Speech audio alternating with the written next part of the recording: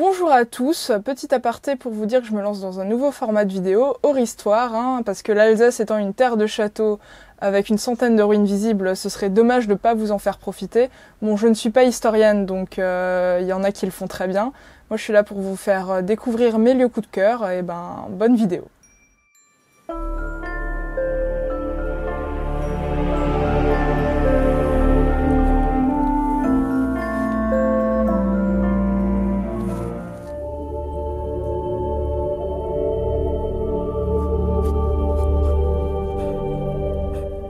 Rares sont les lieux qui mêlent mythes et réalité. À la frontière entre l'histoire et la légende, entre l'Alsace et la Lorraine, se trouve le massif du Donon. Le nom de ce sommet dérive du celte dun, mot qui désigne aussi bien montagne que forteresse.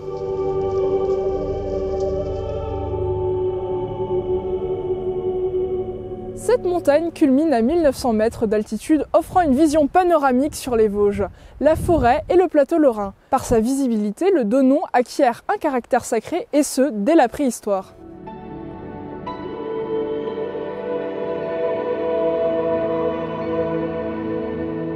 À l'âge de fer, ce lieu devient l'endroit de culte pour les druides et les adorateurs de Teutates, le père de la nation dans la mythologie celtique. C'est aussi un lieu d'échange entre les différentes tribus gauloises locales, les Leucs, les Médiomatrices et les Tribocs. D'ailleurs, par ici, on trouve la pierre des druides.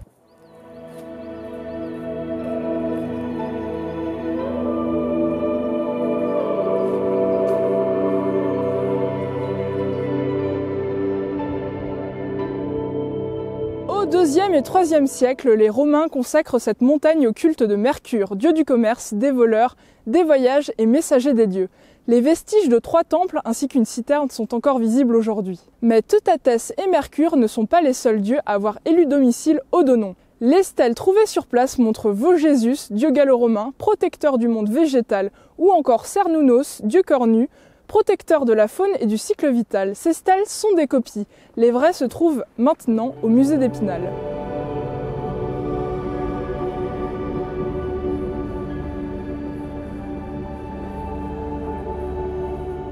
Malheureusement, les temples sont démolis par des prêtres chrétiens, leur base restant le seul témoignage de cette époque révolue.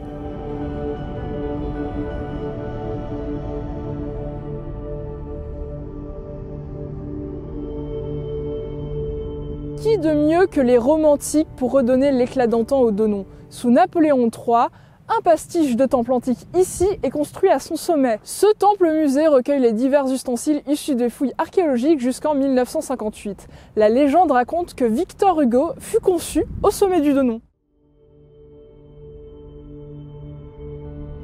Finalement, le Donon n'échappe pas aux guerres mondiales. Il est occupé jusqu'en 1918 par les forces allemandes. Certains rochers témoignent des noms et des unités des hommes tombés au combat. De 1940 à 1944, la montagne est un point de passage important des évadés des camps nazis et des réfractaires alsaciens qui tentent de gagner la zone libre.